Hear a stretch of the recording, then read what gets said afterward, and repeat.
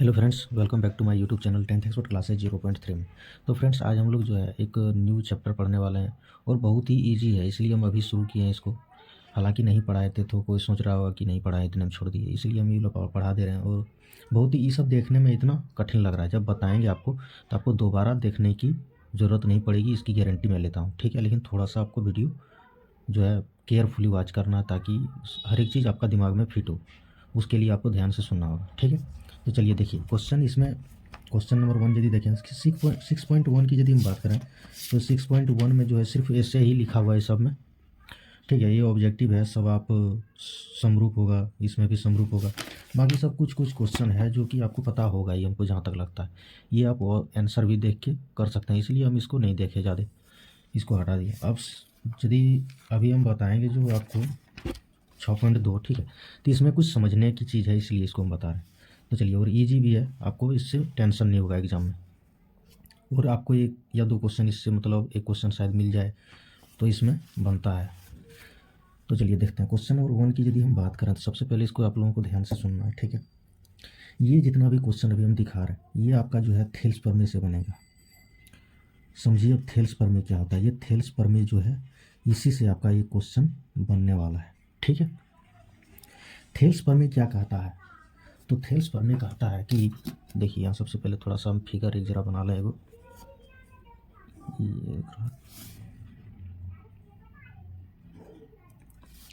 यहाँ जब हम फिगर इसमें बना दिए, ठीक है, तो आपको इसमें एक त्रिभुज दिया हुआ रहेगा, जिसमें ये त्रिभुज ए बी सी होगा, ठीक है। ये त्रिभुज ए बी सी होगा। उसके बाद क्या इसमें दिया हुआ रहेगा कि ये आपका यहाँ एक और समांतर में ये आपका एक बीच में लाइन खींचा हुआ रहेगा, जिसमें कोई भी फिर दे देगा, इसमें ये डी होगा, ये होगा, इस तरह करके दे देगा। यही होता है थेल्स प्रमेय। यदि ये इसका डी इस जो लाइन है डी के समांतर यदि बी सी है, डी समांतर यदि बी सी है, तो ये क्या है, तो आपका थेल्स प्रमेय को ये सेटिस्फाई करता है। कैसे? यदि आपका थेल्स प्रमेय है या नहीं है उसको जांच करना है, तो इसमें सबसे पहले ये आपका ए डी, ठीक है, इसमें यही होता है कि ये ए डी बोला जाता है कि त्रिभुज, एक त्रिभुज जो है उसमें ये बी सी के समांतर यदि डी ई होता है तो वह थेल्स प्रमेय है। कैसे? यदि इन दोनों का भुजा और इन दोनों का भुजा आपस में बराबर तो वह थेल्स प्रमेय होगा। ये ए डी यहाँ से यहाँ तक, ठीक है, इसको समझिए। ए और डी बटे में डी और बी, यहाँ से फिर यहाँ तक डी और बी,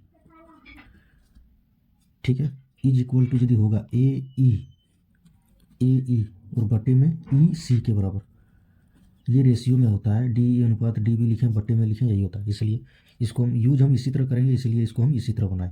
और यही आपका होता है थेल्स प्रमेय। यहाँ कुछ आपका मान दिया हुआ रहेगा, यहाँ भी कुछ आपका मान दिया हुआ रहेगा, यहाँ भी कुछ मान दिया हुआ रहेगा, यहाँ भी कुछ मान दिया हुआ रहेगा, इस तरह करके मान दिया हुआ रहता है, ठीक है।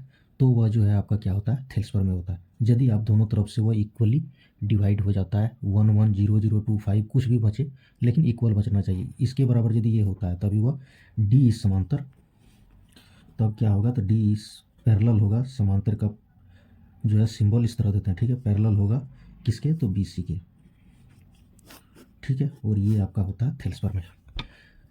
तो इसमें जब हम क्वेश्चन नंबर 1 की बात करें तो इसमें आप देखिए सबसे पहले इसमें फिगर बनाया हुआ है। इसको यदि हम देखें तो दिया है क्या कि निम्नांकित आकृतियों, एक ये दिया है फिगर, ये दिया है फिगर भी दिया है। मैं यदि डी ई समांतर बी सी है, दोनों में डी ई समांतर बी सी है, ये यदि दिया हुआ फिगर में, यदि यह है तो ई सी ज्ञात करके दिखाएं हमको ए नंबर में, और बी नंबर में ए डी ज्ञात कीजिए, कैसे होगा, ठीक है। बहुत ईजी है, देखिए थोड़ा सा क्वेश्चन नंबर 1, ये आपका इस तरह बताया हम इसमें रूल।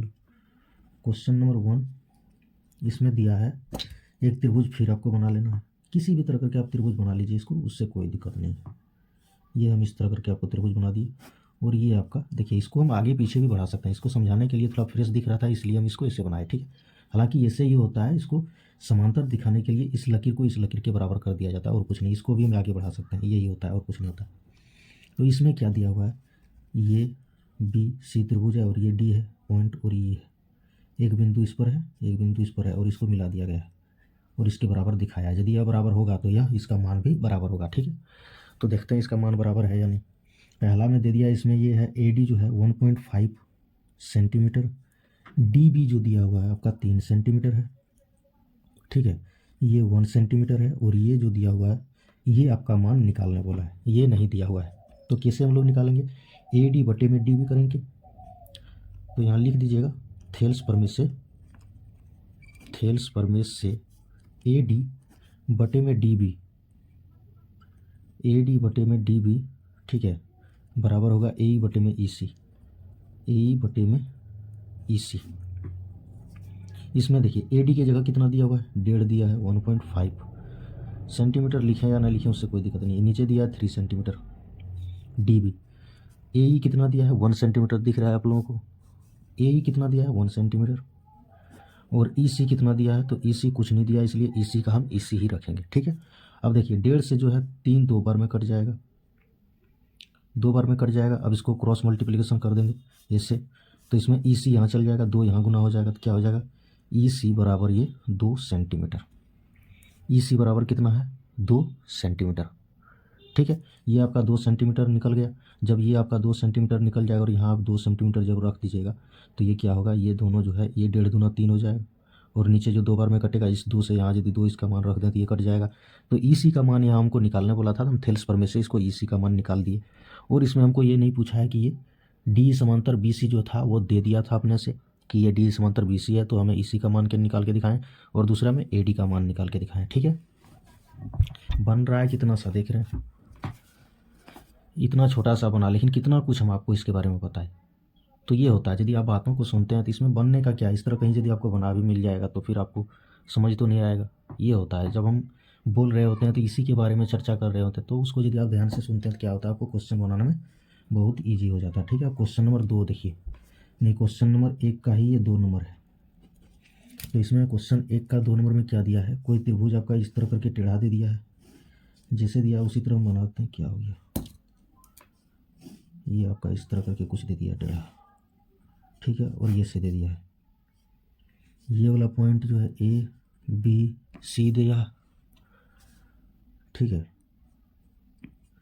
और ये वाला पॉइंट आपका डी ई दे दिया है। ए डी का मान इसमें नहीं दिया है, डी बी का मान 7.2 सेंटीमीटर दिया है, ए ई का मान जो है वो 1.8 सेंटीमीटर दिया है, और ई सी का मान 5.4 सेंटीमीटर दिया है, ठीक है। ए डी का मान हम लोग को निकालने बोला है, तो वही हम लोग थेल्स प्रमेय से बनाएंगे। थेल्स प्रमेय से, थेल्स प्रमेय क्या कहता है कि ए डी बटे में डी बी होगा, ए डी बटे में डी बी होगा बराबर में ए ई बटे में ई सी होगा, ए ई बटे में ई सी होगा। थेल्स प्रमेय यही कहता है। ए डी का मान इसमें नहीं दिया है, तो ए डी का ए डी सेम रह जाएगा। डी बी का मान 7.2 दिया है तो 7.2 हो जाएगा, ए ई का मान 1.8 दिया है तो 1.8 हो जाएगा, और ई सी का मान 5.4 दिया है तो 5.4 हो जाएगा, ठीक है। यदि हम इस पॉइंट को थोड़ा सा नज़रअंदाज कर दें, ठीक है, तो ये 18 का जो है टेबल है, 18 तिया कितना हो जाता है, 54 हो जाता है। 18 तिया कितना हो जाता है, 54 हो जाता है। इसको यदि हम काट दें पूरा पूरी ये 3 बार में कट जाएगा, क्योंकि ऊपर में भी एक डिजिट के बाद जो है दशमलव है, इसमें भी एक डिजिट के बाद दशमलव है, तो दोनों में ये क्या होता है, कट जाएगा ऊपर नीचे, और ये 3 बार में इसको काट देगा। 3 से यदि हम इसको काट दें तो ये 3 दूना 6 हो जाएगा, 3 4 12 हो जाएगा, मतलब 2.4 आ जाएगा। कितना आएगा, 2.4 आ जाएगा। यहाँ कुछ नहीं बचा तो 1, इसको यहाँ यदि गुना कर देते हैं तो ये कितना हो जाएगा, ए डी इंटू 1 ही ए डी ही रहेगा। इसको जो है क्रॉस मल्टीप्लिकेशन करेंगे तो इसको यहाँ चल जाएगा, तो ये क्या हो जाएगा, A D is equal to 2.4, और ये मेरा जो है इसका आंसर हो जाएगा। इसमें आपका ई सी इज इक्वल टू 2 सेंटीमीटर। ये दोनों क्वेश्चन जो है आप लोगों को हम बता दिए, और उम्मीद करते हैं कि आप लोगों को यह समझ में आया होगा बढ़िया से, ठीक है। क्वेश्चन नंबर 1 हो गया। क्वेश्चन नंबर 2 देखिए,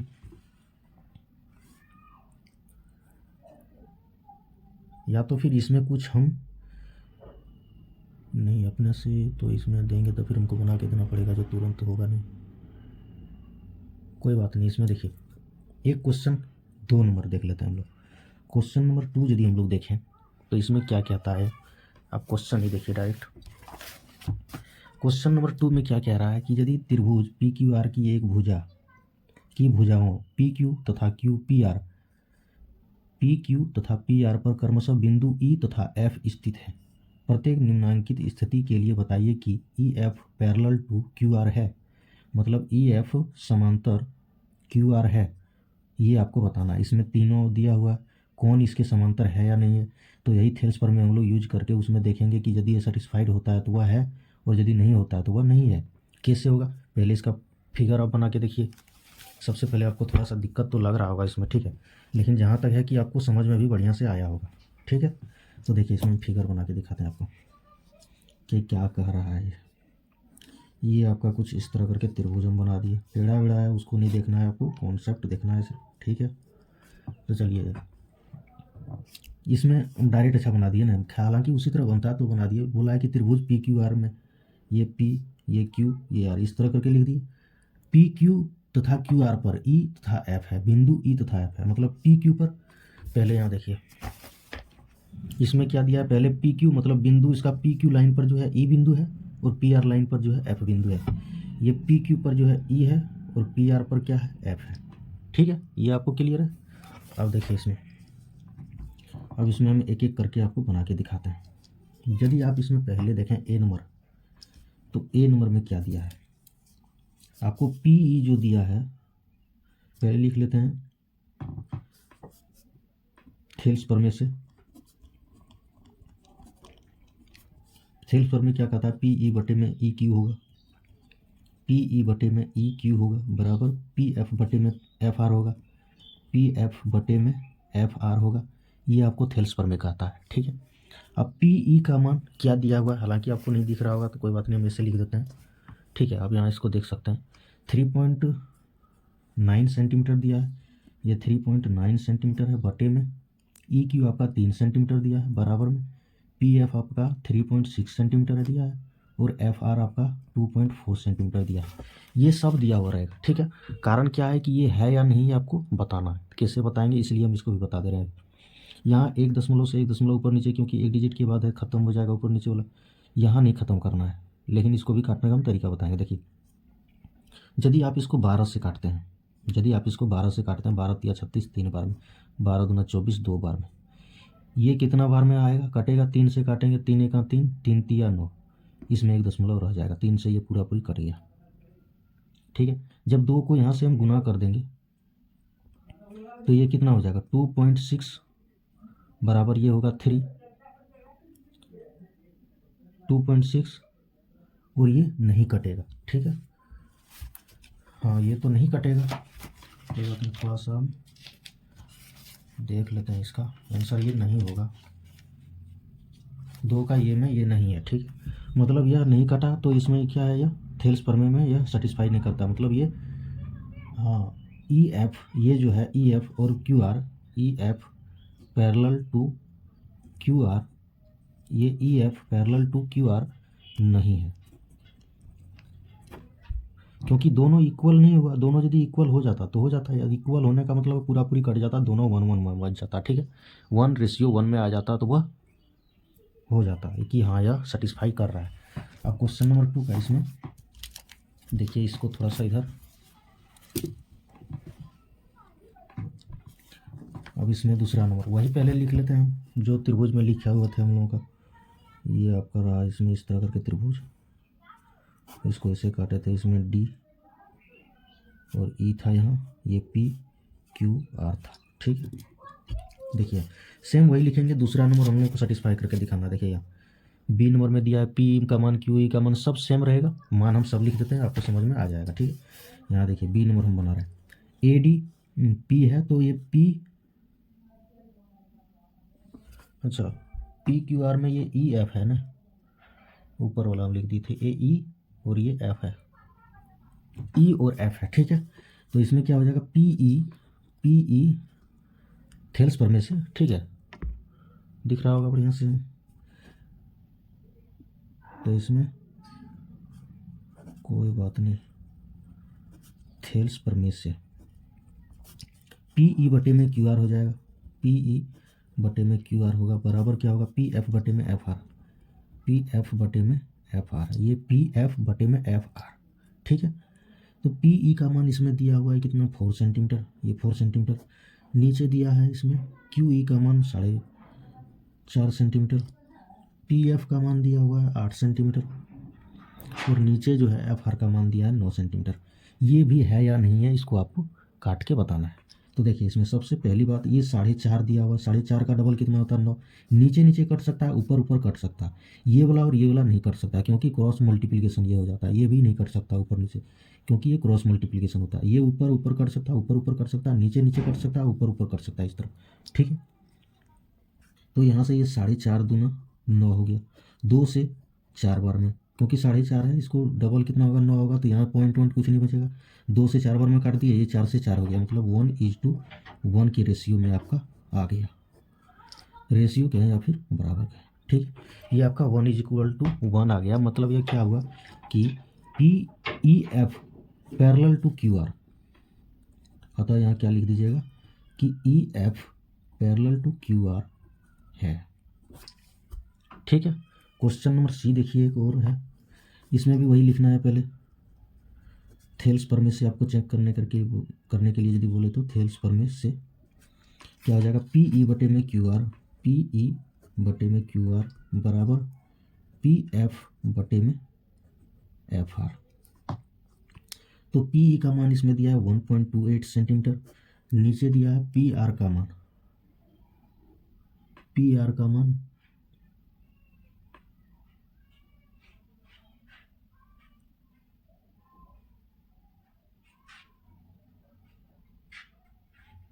PR यहाँ कैसे आ जाएगा, PF दिया है,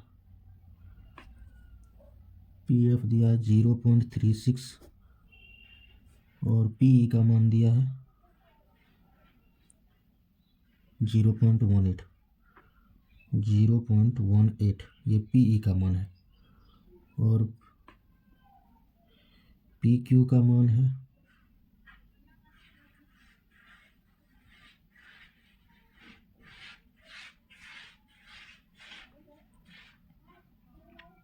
देखिए इसमें थोड़ा सा झोल दे दिया है, कारण क्या है तो आपको समझना पड़ेगा इसमें थोड़ा सा। ठीक है, देखिए इसमें आपको जो है सबसे पहली बात इसमें समझना क्या है, ये आपको जो है PQ, PR, PE और PF दिया है। मतलब ये क्या है कि ये PQ दिया है यहाँ से यहाँ तक का, ये PR दिया है, ठीक है, और ये PE, PF ये सेम जैसे पहले देता था उसी तरह दिया है। तो ये किससे होता है, इसको हम गौर नहीं किए। क्वेश्चन आप इसको फिर समझिए।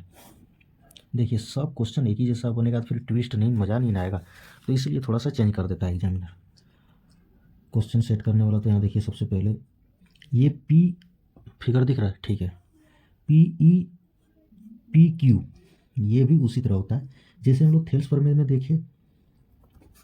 थेल्स प्रमेय हम लोग क्या देख लिए कि PE बटे में PQ होगा, PE बटे में PQ होगा बराबर PF बटे में PF बटे में FR होगा।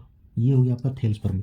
लेकिन जब आप इसको एक मध्य बिंदु में आता है उसको कि हाँ ये बीचों बीच ये लाइन यदि कटा हुआ है, ठीक है, बीचों बीच यदि ये लाइन कटा हुआ है तो उस मामले में ये मध्य बिंदु के फॉर्म में क्या होता है, हालांकि हम थेल्स प्रमेय ही लिखेंगे, ठीक है, तो ये मध्य बिंदु के मामले में ये हो जाता है PE बटे में PQ, PE बटे में PQ बराबर PF बटे में PR, PF बटे में PR ऊपर से नीचे तक PR और बराबर ये होता है 1 के। मतलब क्या है इसका कि यदि इसका वैल्यू यदि 1 के बराबर आ जाता है, इन दोनों को हम काटने छाटने के बाद जो भी करेंगे इसके साथ, इसका काटने छाटने के बाद यदि 1 के बराबर आ जाता है तो वह थेल्स प्रमेय को सेटिस्फाइड करेगा, वरना यह सेटिस्फाइड नहीं करेगा। तो हम लोग देख लेते हैं क्वेश्चन।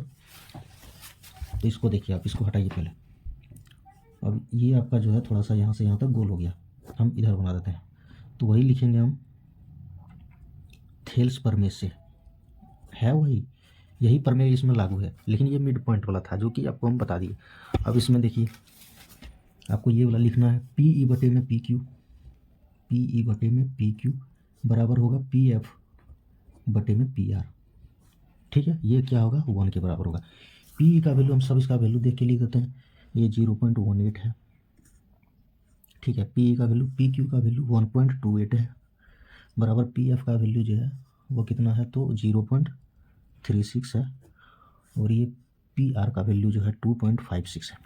अब समझिए इसको कि क्या दिया हुआ, देखिए नीचे नीचे कट सकता है, ऊपर ऊपर कट सकता है, ये ऊपर वाला ये ऊपर नीचे वाला कट सकता है, ये ऊपर वाला ये नीचे वाला कट सकता है, इस तरह करके ये कटने का रूल है, ठीक है। तो यदि ये यहाँ 1 to 8 हम देखें 128 है, यहाँ 256 है, कहीं ना कहीं इसका ये क्या है, 2 गुना है, डबल है। तो इससे जो हम पूरा पूरी इसको 2 बार में काट सकते हैं। ठीक है, वो क्योंकि ये 2 अंक के बाद दशमलव है, यहाँ भी 2 अंक के बाद दशमलव है, तो इसको हम हटा दिए। ठीक है, यहाँ भी 2 अंक के बाद है, तो ये हट जाएगा, ये हट जाएगा, 18 दूना कितना हो जाएगा, 36। ठीक है, ये ऊपर वाला 2 और नीचे वाला 2 खत्म किया, किसके बराबर आ गया ये, तो 1 के बराबर। मतलब ये 1 के बराबर था, यहाँ भी क्या हुआ, ये 1 के बराबर हुआ। इसीलिए यहाँ हम लिख सकते हैं क्या, तो ये ई एफ, ठीक है, ई एफ बराबर है क्यू आर। इसलिए हम यहाँ लिख सकते हैं कि E F parallel to Q R है, और ये आपका आंसर करेक्ट आंसर हो जाएगा। ठीक है, तो मैंने 2 क्वेश्चन आप लोगों को बता दिया है। इन दोनों क्वेश्चनों को जो है बार बार इसको बढ़िया से एक बार देख लिए तो काम हो जाना चाहिए। यदि किसी को समझ में नहीं आया तो एक बार और दोबारा देख लेना है और इसको बढ़िया से समझ के बनाना है, ताकि आपको इसका फिर डाउट नहीं रहे। एक बार अपने से बना लीजिएगा, फिर बस काम खत्म इसका हो जाएगा, फिर आपको दोबारा देखने की ज़रूरत नहीं होगी।